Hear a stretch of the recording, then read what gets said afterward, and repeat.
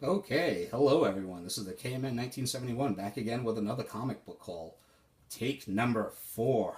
Oh, how many times can I mess up one video? So let's try to get through this one with one take. Starting off, X-Force Variant Edition number 18. X-23 cover, homage to the Marvel 25th anniversary covers. I'm a sucker for these variants. X-Force number 17.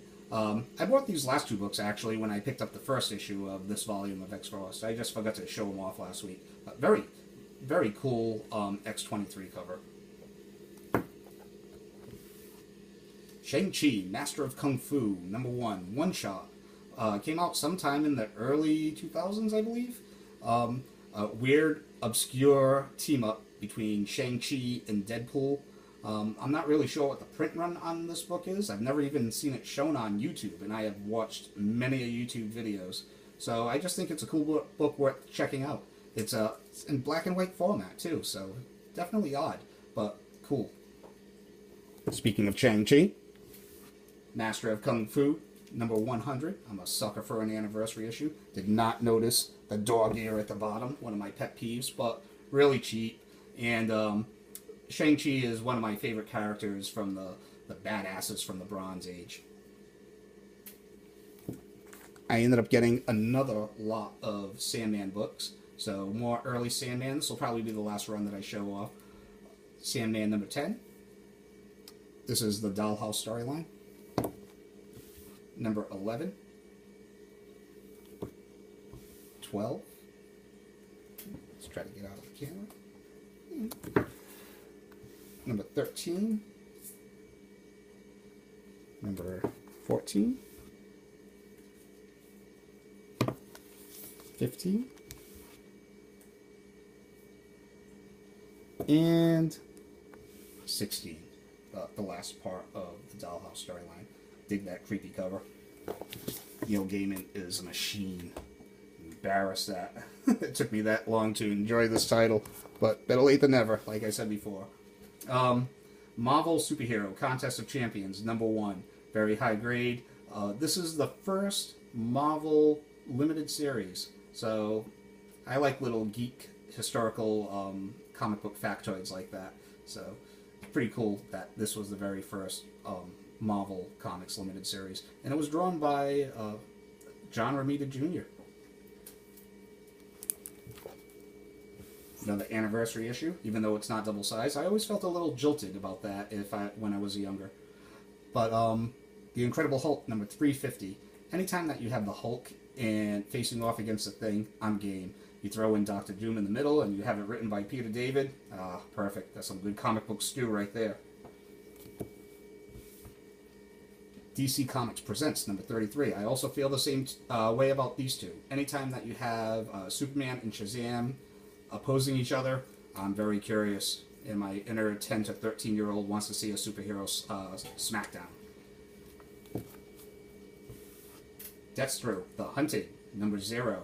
I wasn't collecting the title at this time. I think I only collected Deathstroke for probably about the first 16, maybe 20 issues, and then I just, for some reason or another, I dropped off. So I picked this one up. I just wanted to check it out. And being a Deathstroke fan, why not? This I picked up out of a dollar bin. Magnus Robot Fighter, number 12. I'm actually a pretty big fan of Valiant, the early Valiant. When Jim Shooter was involved, he was, I think, in my opinion, channeling his inner Stan Lee, writing 5 titles, building a universe, and I own the first year's worth of Magnus Robot Fighter, Harbinger, Exo Man of War, and what was it? And Solar Man of the Atom. Really good stuff. And even though Valiant did get a bad rap in the 90s for being just, gimmicky and low on quality, when they first started off, they were really good. I mean, their best artist was Barry Windsor Smith at the time, but it was enough. And anything that you can find Valiant before Unity, and even maybe a year after Unity, where before the bottom fell out, but really good stuff. I would recommend it. And it's the first modern appearance of Turok Dinosaur Hunter, which I guess is why it was sought out. Back in the 90s, this was actually a very sought after book. So to find it high grade in the dollar bin, I'm pretty happy about it. As I am to find this little storyline that I'm about to show you in the dollar bin. Marvel 2-in-1 number 63. Anytime that you throw Adam Warlock in the mix, I'm interested. Even though, well, I won't spoil it, but pretty cool storyline. Marvel 2-in-1 number 62. And these are all really high grade for as old as they are and being in the dollar bin. And then finally, the jewel of the pick in the dollar bin, Marvel 2-in-1 number 61. The first appearance of her, or Aisha, or Paragon, whichever she ends up going by. This is a really pretty cool spec book, I think. If she does become the main, if she is indeed the main antagonist of Guardians of the Galaxy Volume 2, it'll probably drop like a rock after the movie, win, lose, or draw. I mean, that just seems to be what happens with Marvel villains once they appear in movies. So, but still, a very cool pickup, and I didn't want to pay anything more than like $2 or $3 for this. So to get a high grade at $1, really cool. All right. Being a child of the 80s, I always try to get some mutant goodness for each haul. So, X Factor number 19. I believe this is the first appearance of the Horseman on a cover. So, and it's in that sweet zone of when Louise and Walter Simonson were on the X Factor series, which many consider to be a high point. That and Peter David's run. Happy to have this. The New Mutants Annual number 2, even though it's first American appearance of Psylocke. I know she appeared in the Captain Britain magazine for Marvel in the UK, but this is her first American appearance. It's drawn by Alan Davis. I only paid like $7 for it, so I was pretty happy. New Mutants number 18. You can get a lot of these New Mutants minor appearances in dollar bins till this. I mean, even now. I mean, the New Mutants were a really popular title back in the 80s. They used to compete against the New Teen Titans, and there are it's an abundant amount of these in dollar bins all over the country. So before you go to eBay on these, definitely do the old school dollar binging and jump in. The New Mutants number 16. First appearance of Warpath, who would later become a member of X-Force and the Uncanny X-Men. Cousin of Thunderbird, who died in Giant Size X-Men number 1. So, cool.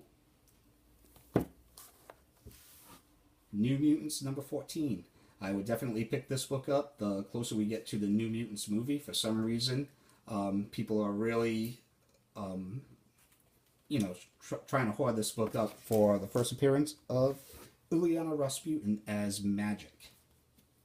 And if you do pick this book up, I would highly recommend also picking up this book right here, Uncanny X-Men number 160. I have multiple copies of this one. This is, I've been trying to find the perfect copy. Even though this one looks good, there's like a little, distorted corner there, like it was crunked up or something. I mean, I just cannot find this in near mint condition. Anyway, this is essentially her origin of how she ended up getting her powers in the demon realm, how she ended up jumping from being a preteen to a teen, and I believe the name of the storyline itself is Magic. So if you pick up New Mutants number 14, definitely pick up Uncanny X-Men number 160. And they're essentially still pretty cheap, so.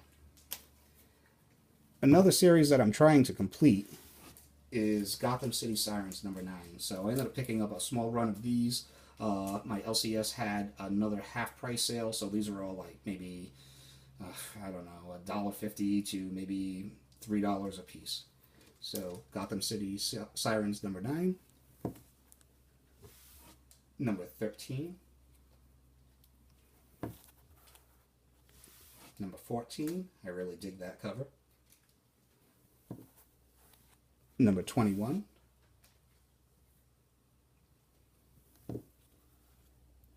Number 23.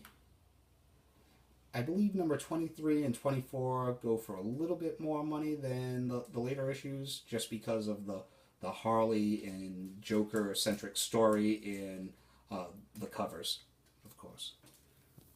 And last issue, Gotham City Sirens number 26. So I was really happy to pick those up. I'm only probably 1/3 of the way of completing that series. Now, it wouldn't be a KMN 1971 haul without some Batman stuff in there. Now, I'll always try to have some kind of Batman coming into the collection on a weekly basis, back issue wise and current stuff. So, Batman Gotham Knights number 73. I had already quit reading this title at the time, and but so I didn't even know about this Joker versus Hush rematch. So Joker cover, basically cover price. So I picked it up. Why not? And I also picked up Batman Gotham Knights number 74, the second part of the storyline, and also the last issue of the series. So 2 for me. Joker, well, actually trifecta. Joker, Batman, and last issue. So, cool. Detective Comics, number 826. Really cool Simon Bianchi, I believe his name is, cover. If you grew up reading comics in the 80s and you read The Dark Knight Returns and Death in the Family, from there on in, any kind of Joker and Robin storyline together is a little bit of an uncomfortable situation. So on this cover, you have the Joker and Tim Drake Robin, which one of my favorite Robins of, or rather one of my favorite Batman characters, and it's written by Paul Dini. So how can you go wrong there as a Bat fan? Another anniversary issue, Brave and Bold, number 150. He teams up with a mystery partner. Spoiler alert: the mystery partner is Superman, which I think is funny because if I would have bought this off the rack back in the day, I would have been a little disappointed, considering that basically Batman and Superman were teaming up every month in World's Finest. So I don't know, I don't know what the thought process was going into making this anniversary issue. It was still pretty cool though. Don't get me wrong. Batman number 318, the first appearance of Firebug. Yes, Firebug. Still a minor Batman villain, but I wanted it. Sad to say, it's true. But it does have a very cool Jose Luis Garcia Lopez cover, which he was one of my favorite DC artists back in the early days. Batman number 326. The significance of this book is this is the first time that Arkham Asylum is referred to as Arkham Asylum. Arkham Hospital had made an appearance earlier on in, I don't know which number it was, but before this issue, and it was referred to as Arkham Hospital, but this is the first time that Arkham Asylum is referred to as Arkham Asylum in this issue. Oh, yeah, I know. It's sad that I find this important, but I just do. I can't help it. Marvel Spotlight, number 4. Cool Mike Plugart. I have to say it every time. Love, love, love this Marvel Copper Age horror stuff. This is great. I mean, it's almost... this cover just screams B-movie. And I love it. I love it. Great cover. Captain Marvel, number 2. One of my all-time favorite Marvel characters. I have the whole Jim Starlin run on this title. I have the first issue, so anytime I can plug away... when I was really younger, I had almost a complete run of this volume of Captain Marvel, and it always has irked me a little bit that I sold it off with so many other things when we're young. So anytime that I can pick up issues from the original Captain Marvel run at a decent price, I always try to. And ending it off, Avengers number 89, the first part of the Kree-Skrull War storyline, a classic Marvel storyline from the early 1970s, which was my first introduction to Neil Adams' artwork. He doesn't do the artwork on this storyline, however. On this particular issue, I think he makes his debut in Avengers number 92, which I ended up reading a reprint of that when I was really young. And that was my first introduction to Neil Adams' artwork, when I was just amazed with the whole sequence of Ant-Man going inside of the Vision. I was just, my young mind was blown away. So this is one of those classic storylines that I don't own. I'm all about the classic storylines. as far as Avengers classic storylines from the early 70s, I would have to go with this one and the Avengers Defenders War, which I do own. So I have about 3 of the issues of this storyline. I think I have like 4 more to go. So I was very happy to pick this up. That's all I have this week. Quick shout out to Jim Autolicus, I'm sorry if I mispronounced your name. A really cool YouTuber, and he deserves a shout out. Really cool guy, always comments and likes the videos. I love the interaction here. So hope you guys have a great week, and that's about it. That's all I have for this week. So I'll see you next week. Take it easy.